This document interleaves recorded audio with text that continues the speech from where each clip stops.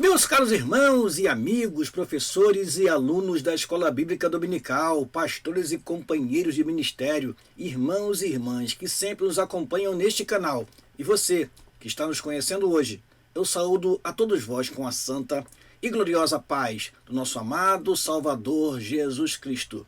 Com muita alegria estamos aqui para darmos prosseguimento ao estudo do segundo trimestre de 2024, no qual estamos estudando sobre a carreira que nos está proposta, o caminho da salvação, santidade e perseverança para chegar ao céu. Nesta oportunidade, estudaremos a lição de número 4, que tem como título Como se conduzir na caminhada. Como se conduzir na caminhada é a lição que estudaremos com você agora. Nós já estudamos a lição de número 1, que teve como título O Início da Caminhada. A lição de número 2, que teve como título A Escolha entre a Porta Estreita e a Porta Larga. E a lição de número 3, O Céu, o Destino do Cristão. Nós deixamos essa lição disponíveis para você acessar e assim rever as lições anteriores e dar continuidade ao estudo deste trimestre. Às vezes, o professor, no início da aula, ele esquece que precisa fazer uma recapitulação das aulas anteriores. Eu chamo isso de aterrissar. Nós precisamos sempre, no início da aula, fazer um pequeno retrospecto das lições anteriores. E caso você, meu amado professor, não estudou a lição 1, 2 ou 3, tenha toda a liberdade de ir no nosso canal e encontrar ali estas lições e assim tomar conhecimento do que nós falamos nas lições anteriores.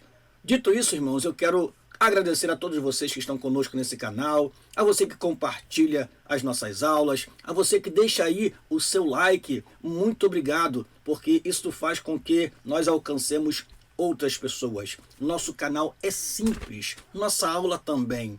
E com essa simplicidade, eu acredito que estamos alcançando pessoas que têm interesse de ter uma aula mais explicada, tendo como base o que está na nossa revista. Nós procuramos ser fiéis ao assunto que vem na nossa revista, valorizando o nosso material, fazendo algumas correções e acréscimos quando achamos necessário. Essas lições deste trimestre estão maravilhosas. Não vemos necessidade de fazer muitos acréscimos, porque são lições muito práticas. E você, caro professor, deve estar encontrando muita facilidade de falar destas lições, de dar estas aulas. Portanto, eu recomendo a você, estude, prepare-se e utilize sempre o material de forma plena. Não transmita apenas para os seus alunos uma parte da lição. Procure, sempre que possível, explicar todos os tópicos para que o aluno tenha uma compreensão geral da lição. Prosseguindo, então, eu quero neste momento orar ao Senhor para que Ele nos abençoe na exposição da sua palavra, que será aqui explanada através desta lição da Escola Bíblica Dominical. Ore comigo, por favor.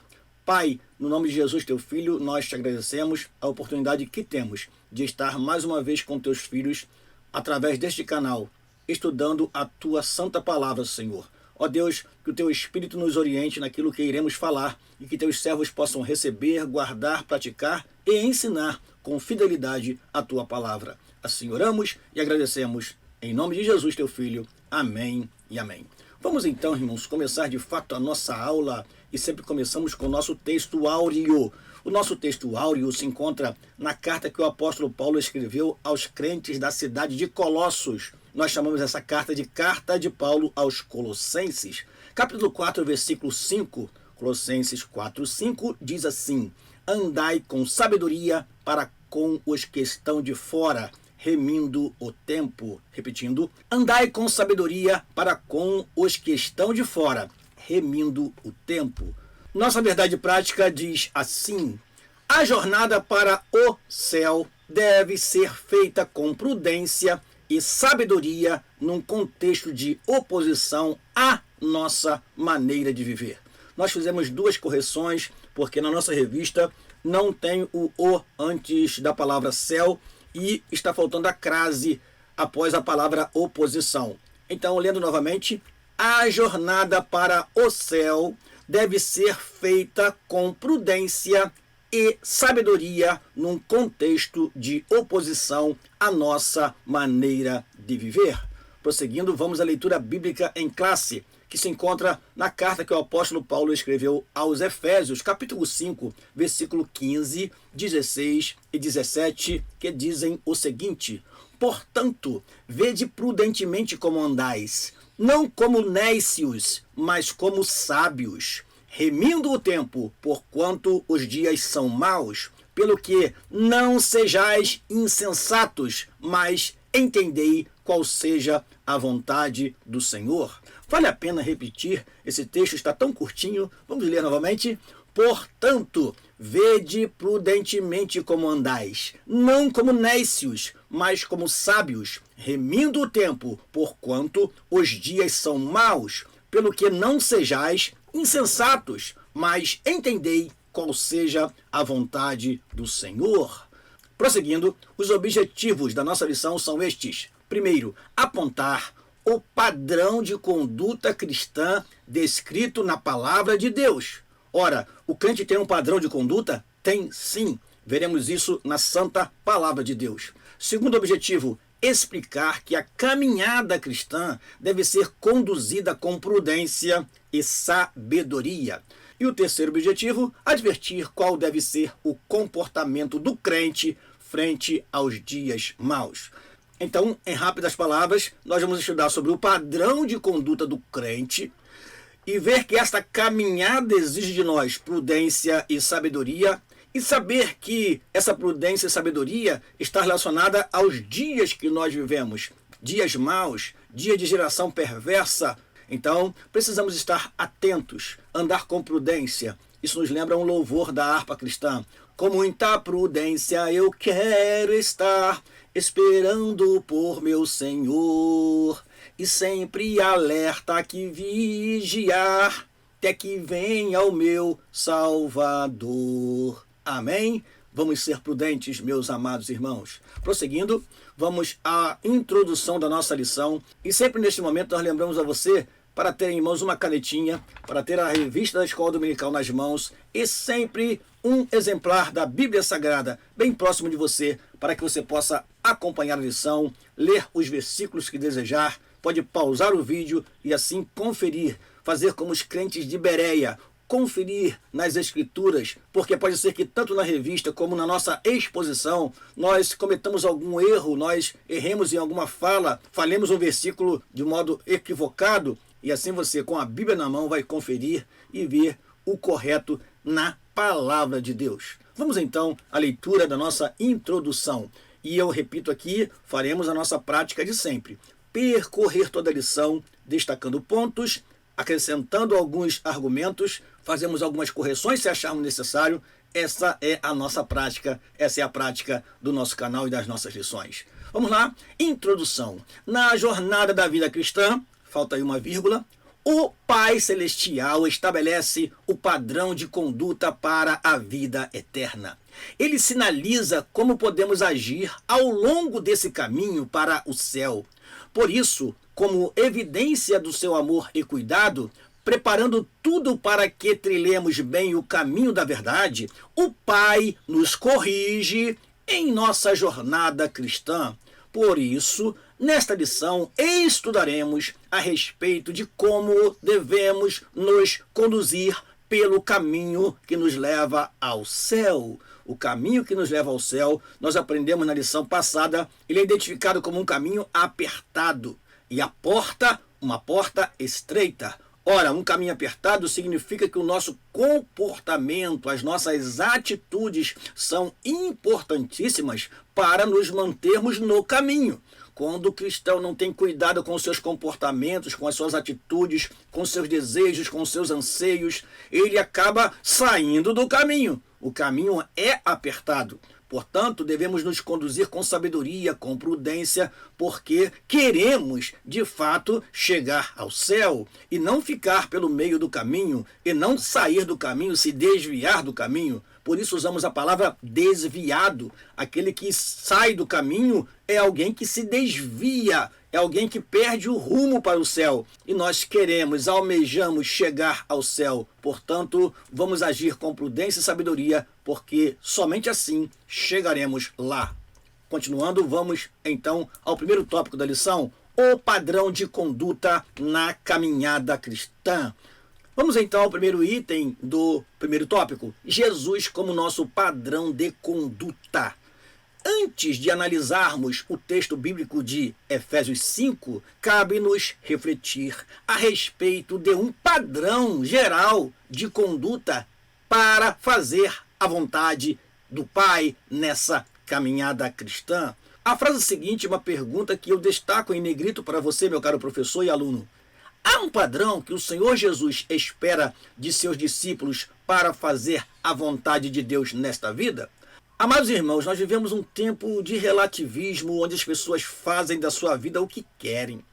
E quando chega um pastor, um líder, e diz para um membro ou uma pessoa que ele precisa obedecer a certos padrões de comportamento e atitude, aquilo causa às vezes estranheza. Ora, eu preciso realmente deixar essas coisas? Eu preciso realmente mudar tudo isso para chegar ao céu? Ora, precisamos observar o seguinte: a palavra de Deus mostra para nós esse padrão. E você vai saber logo na tela seguinte, de forma muito clara, qual é esse padrão. Há um padrão que o Senhor Jesus espera de seus discípulos para fazer a vontade de Deus nesta vida. A palavra padrão expressa uma norma determinada por consenso ou por autoridade oficial, que se torna a base de comparação consagrada como modelo, forma, modelo a ser seguido. O Senhor Jesus ensinou o seguinte: porque eu vos dei exemplo para que, como eu fiz, façais vós também. Ora, esse texto expressa que ele, Jesus Cristo, é o nosso modelo de conduta, o nosso padrão de vida. Não é em vão que em Atos, capítulo 11, versículo 26, os discípulos foram pela primeira vez chamados de cristãos, porque eles eram parecidos com Cristo, eles seguiam o padrão do Senhor Jesus Cristo. Continuando, sim, há um padrão de conduta que tem como base o nosso Senhor.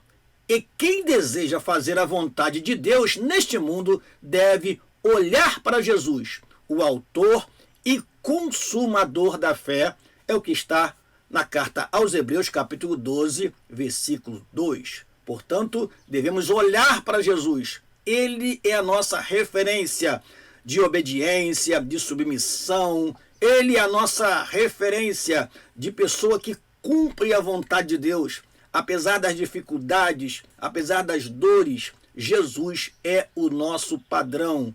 Então, temos um padrão a seguir. Fazendo a vontade de Deus, segundo item do primeiro tópico, como filho de Deus, Jesus procurou agradar ao Pai na jornada desta vida, fazendo sempre a sua vontade.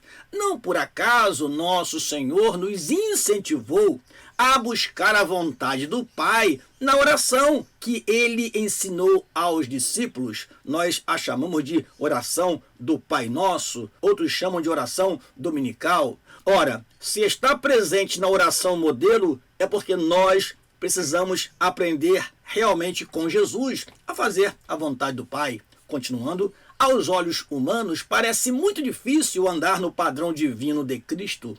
Entretanto, isto é possível quando buscamos o auxílio do alto, conforme oração ensinada por ele. Logo, o cristão que deseja ir para o céu procura fazer a vontade de Deus, deixando de lado o caminho do egoísmo, do orgulho e da vaidade, procurando se aproximar e praticar a lei de ouro ensinada pelo nosso Senhor. Tudo que vós quereis que os homens vos façam, fazei-lo também vós. Nosso comentarista fala aqui do seguinte: nós, na nossa caminhada, Ainda que pareça difícil, é possível sim fazer a vontade de Deus. É possível sim se humilhar diante de Deus, deixar a vaidade, o orgulho, o egoísmo e fazer, cumprir a vontade de Deus na nossa vida. Prosseguindo, vamos ao terceiro item do primeiro tópico, uma vida cristã bem-sucedida. A respeito da vida cristã, o apóstolo Paulo disse que estamos numa competição espiritual e por isso devemos procurar o caminho certo para nos acharmos qualificados. Dessa forma, o cristão possui um padrão que o levará a uma vida espiritual bem-sucedida.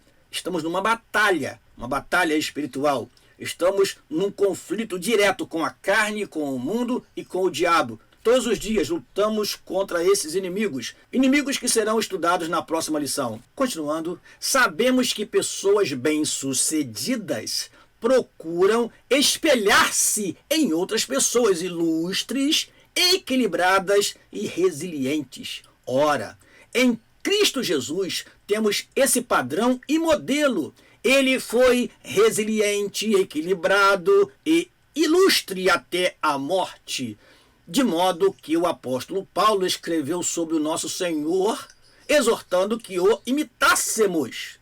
Ele cita aqui um versículo, poderíamos citar outros. Aqui o comentarista fala, de sorte que haja em vós o mesmo sentimento que houve também em Cristo Jesus. É claro que aqui nós temos apenas uma parte do texto, mas há outros textos que mostram que nós precisamos imitar o Senhor Jesus. O próprio apóstolo Paulo disse, sede meus imitadores, como eu sou de Cristo. O que ele queria dizer era que, assim como ele imitava Cristo, os irmãos daquela época deveriam imitar o apóstolo Paulo, porque ele seguia o exemplo do Senhor Jesus Cristo. Irmãos, isso é maravilhoso. É dizer que, apesar de Cristo não estar aqui presente fisicamente, ele deixou a sua igreja. E agora nós, como líderes, pastores, nós, como crentes em Cristo Jesus, de modo geral, precisamos ser imitadores de Cristo e nos tornar referência para outros. Eu fiz uma observação a mais nessa tela. O que é resiliência? Uma palavra muito usada em nossos dias. Resiliência é a capacidade de resistência e adaptação em situações difíceis, principalmente em situações de estresse. Quando alguém tem essa capacidade de resistir e se adaptar, nós dizemos que essa pessoa é uma pessoa resiliente. Portanto, Jesus é o maior exemplo de resiliência que nós temos. Porque durante o seu ministério ele foi perseguido, humilhado, teve uma morte que somente os malfeitores eram submetidos àquele tipo de morte. Mesmo assim, ele foi fiel até a morte, e morte de cruz.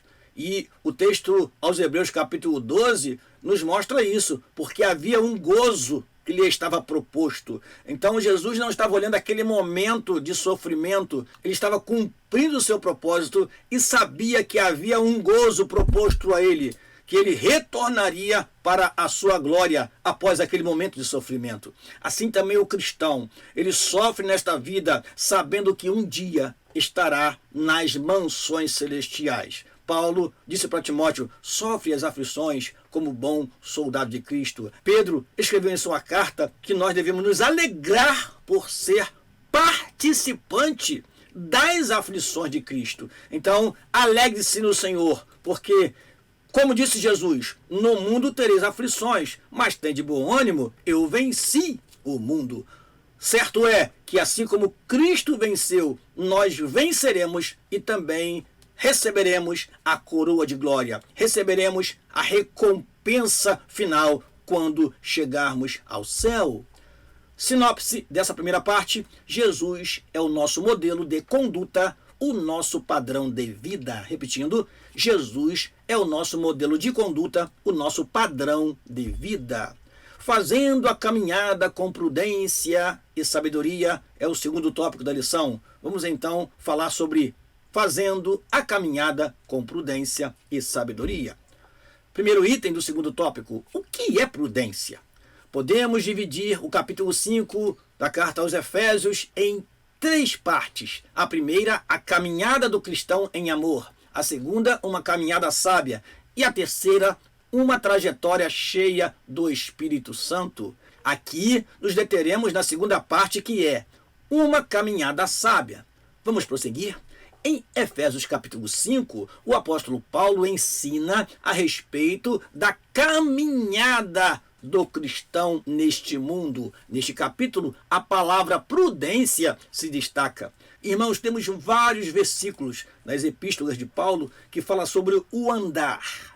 Andai em espírito, vede prudentemente como andais. Ou seja, nós vemos que a caminhada é o andar diário, cada dia dando passos e mais passos rumo ao céu de glória. Portanto, quando você observar a palavra andar nas cartas de Paulo, está relacionado a esse procedimento do dia a dia, que se resume na caminhada do cristão. De acordo com o Antigo Testamento, a palavra prudência tem conotação de compreensão, discernimento. Em Provérbios 9:10, quando se diz que o justo crescerá em prudência, o termo traz a ideia de ensino, instrução e capacidade para ensinar. No Novo Testamento, a palavra remete a algo que Deus derramou sobre nós, ou seja, toda a prudência, entendimento, conhecimento e amor à vontade de Deus. Ora, entendemos, portanto, meus amados irmãos, que a prudência é uma dádiva de Deus através do seu Espírito. Não somos prudentes porque somos mais do que os outros. Não, somos prudentes porque recebemos de Deus essa capacitação. É o Espírito Santo agindo em nós que nos faz ser prudentes. Então podemos conceituar prudência como virtude que nos permite agir com cuidado e moderação diante de situações desafiadoras. É uma razão prática que nos permite discernir entre as escolhas mais adequadas para fazer o bem. A filosofia chama isso de phronesis, que é a sabedoria prática. Não é aquela sabedoria apenas de mostrar aos outros uma certa inteligência ou perspicácia. Não, é a sabedoria prática. E aquilo que acontece naquele momento e você, como prudente, você sabe o que fazer, para onde ir. Prudência é importantíssima para a caminhada do cristão. Prosseguindo, vamos ao segundo item do segundo tópico. Não andeis como nécios. Vamos então a mais uma correção pequena aí no início desta frase. O apóstolo Paulo diz que não devemos andar como nécios, cujo adjetivo azofos traz a ideia de alguém insensato, tolo, ignorante, embotado, mas como sábios, ou seja, diligente, cuidadoso e sábio, cheio do Espírito Santo para fazer a vontade do Senhor. Ser nécio reflete uma vida de ignorância espiritual, ausência de sabedoria e desprovida da luz divina.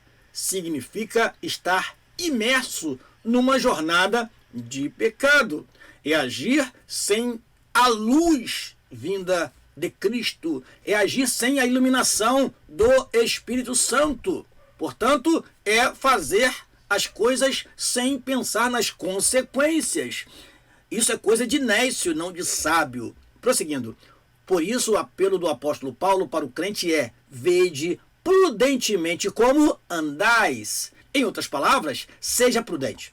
O apóstolo deixa claro que os que vivem na carnalidade jamais agradarão a Deus. Então, ser sábio é, acima de tudo, ser espiritual e ser maduro espiritual. Não é ser um crente menino que é levado por qualquer vento de doutrina, qualquer informação, qualquer ideia que vem e já muda a mente daquele crente. Não, precisamos de maturidade espiritual.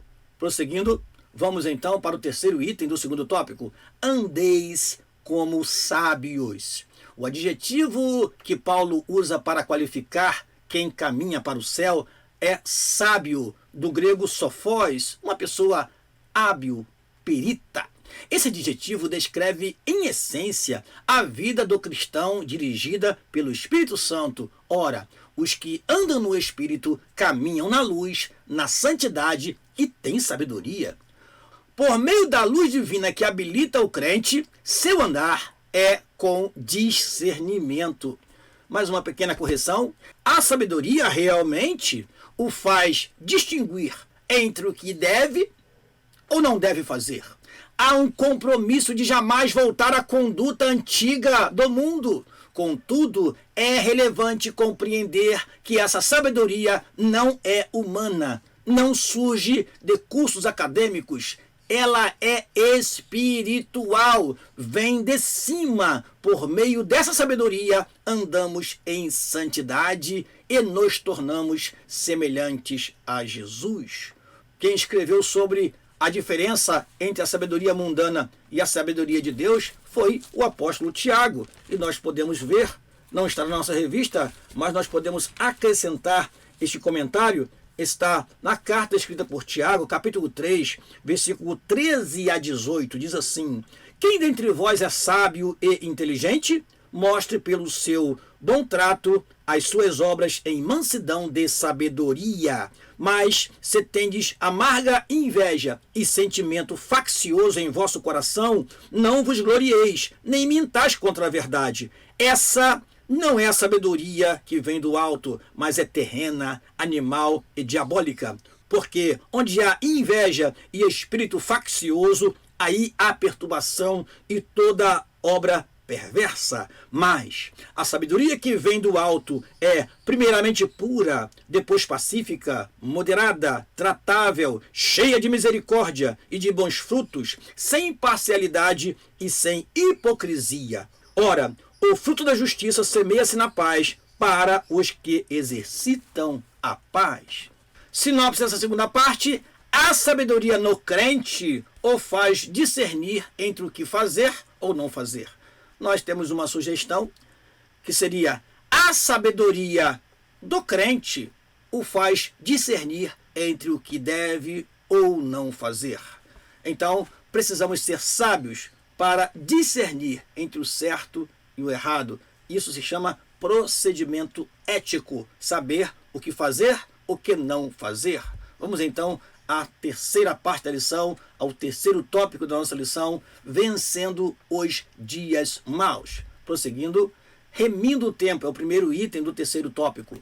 O versículo 16 de Efésios capítulo 5 apresenta o verbo remir como tradução do grego exagorazo.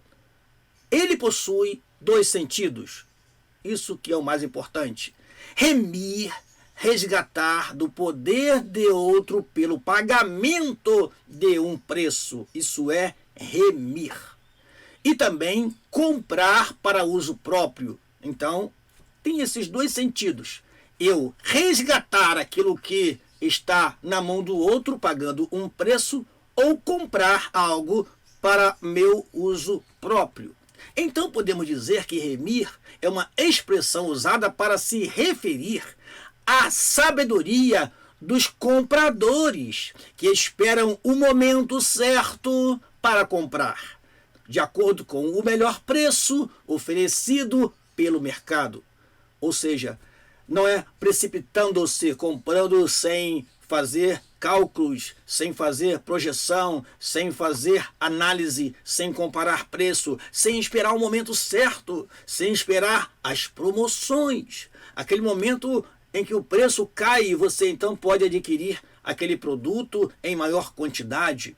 Isso se chama remir, esperar aquela oportunidade, esperar aquele momento oportuno e agir. Prosseguindo, com a expressão remindo o tempo, o apóstolo Paulo se refere ao cristão que se conduz de maneira proveitosa e sábia no contexto deste mundo.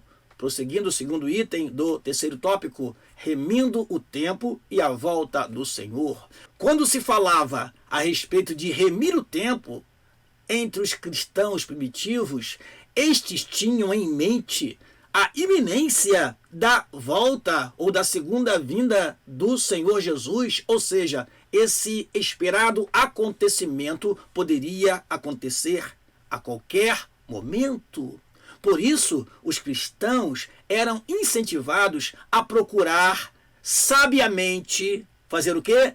Aproveitar todas as oportunidades, em especial no sentido de se prepararem espiritualmente para aquele dia.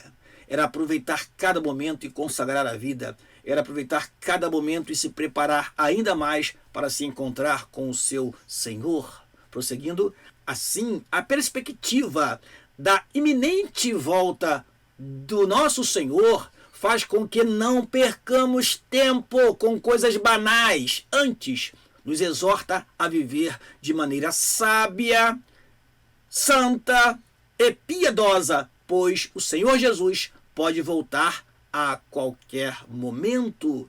Sabemos que, amados irmãos, Jesus virá, mas não sabemos o dia e a hora em que ele virá. Então é preciso ser prudente em todo instante, é preciso ser sábio em todo instante, é preciso remir o tempo, aproveitar as oportunidades para crescer na graça e no conhecimento do nosso amado Salvador Jesus Cristo. É claro que você não vai ser um crente isolado deste mundo ao ponto de não trabalhar esperando Jesus voltar, de não construir uma casa porque Jesus está logo voltando, não. Viva a sua vida normal, porém com os olhos voltados para os céus e dizendo: ora vem, Senhor Jesus. Colossenses 3:2 nos diz: pensai nas coisas de cima. Vivemos aqui, mas almejamos entrar nos céus. Portanto, devemos remir o tempo, aproveitar as oportunidades para desenvolver a nossa vida cristã, desenvolver a nossa intimidade com Deus e sermos crentes, exemplo para outros que não conhecem ainda o Evangelho e assim possam também fazer parte deste povo que um dia vai morar nos céus. Terceiro item do terceiro tópico: os dias são maus. Outra expressão que chama a atenção é: os dias são maus. Ela revela que estamos inseridos numa sociedade dominada pelo pecado, que pode tomar o nosso tempo e nos levar à prática do mal.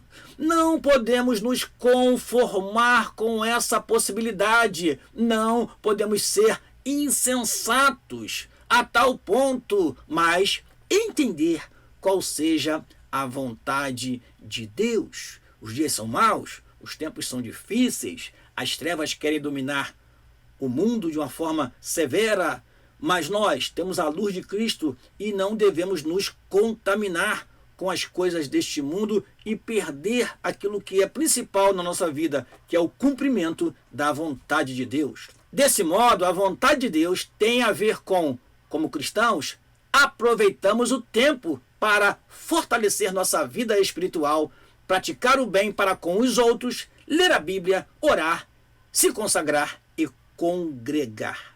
Então, sejamos prudentes, sejamos sábios, sabendo que os dias são maus, aproveitemos então as oportunidades para nos santificar, nos purificar, nos aperfeiçoar no Evangelho e assim, com os olhos fitos no céu, permanecer nesta caminhada. Sinopse dessa última parte: o crente deve fortalecer a sua vida espiritual para lidar com as adversidades dos dias maus. Repetindo, o crente deve fortalecer a sua vida espiritual para lidar com as adversidades dos dias maus. Conclusão da nossa lição: em nossa caminhada para as mansões celestiais, precisamos seguir o padrão divino, isto é, as normas determinadas pelo Pai que estão inseridas em sua palavra.